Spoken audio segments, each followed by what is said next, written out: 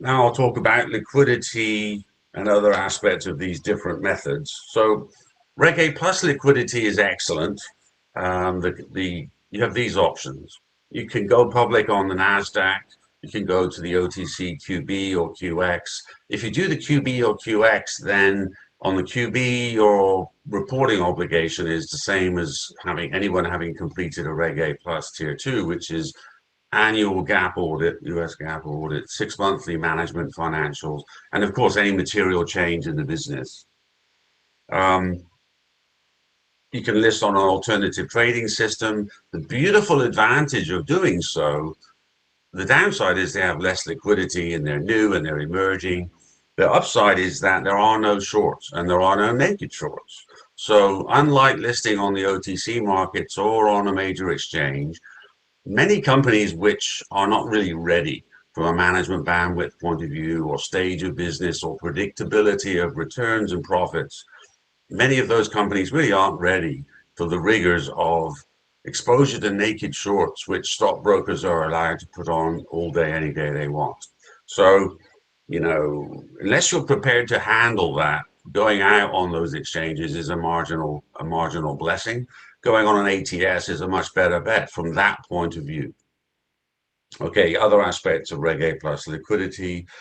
You can offer limited direct liquidity to your investors. It's limited by regulation M for mother. And the upside of an upside of Reg A plus that is not, I think, generally understood is that completing the Reg A plus makes all the insiders liquid. All of the older investors and the owners of the company, everyone is liquid. So there are obviously constraints on that, like the insiders and passive investors who own more than 10% of the company are restricted to only selling during a 2-week window after the company has reported results or an audit, results of an audit or management financials. So that's pretty restrictive. And during that window, they're restricted to 1% of float. And float, the volume trading each day is that limit applies to each day. That depends heavily on where you're listed, right? So an ATS isn't going to give you humongous amounts of volume. And if you have 4 classes of securities, then to make it really easy for each group of people who own those securities to trade them on an ATS or anywhere else, they have to be listed actually, right? So you have the extra expense of that. It does make it encourages you to keep the variety of securities you offer simpler. And it encourages you, if you're nervous, to lock up some of your people before you do your Reg A plus, just as you would in an S1 IPO. Anyway, so there's the cool thing is, though, if you look at it on the positive side of this ledger, your long-term investors who don't own more than 10%, they're liquid immediately, and if they can find a buyer, they can sell to them, or when you list someplace, they're able to sell, and they aren't restricted to when the most recent results were reported. So that liquidity is lovely for them because, in some cases, they've been around a long time. These overnight success stories take a while to build, in my experience.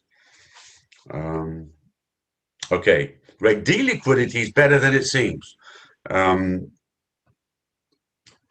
in general terms, typically 1 year holding period before any transactions. However, private sales of Reg D securities to other accredited investors can be made immediately after purchase in a Reg D. I didn't know that until I studied it some time ago. Similarly, under another exemption, 4A7, same thing, privately securities can be sold. That means it can't be listed publicly, you can't be marketing that online, you can't be promoting it, but privately those transactions are allowed. And obviously privately to more institutional investors, like these qualified institutional buyers, which is the proper term for QUIBs. That would be under Rule 144A, and that's allowed at any time. And then publicly after 1 year has passed. So that doesn't mean the shares are easily bought because the company is probably not listed. But after a year, those Rule 144 holding period has passed. Then those accredited investors' investments are actually publicly tradable if they can find a buyer. That's pretty good. So, and the equivalent I mentioned already for 144A is that the quibs are liquid immediately. And by the way, when you do this offering, Reg S investors are allowed to, they're liquid immediately too, as long as they don't sell to US investors.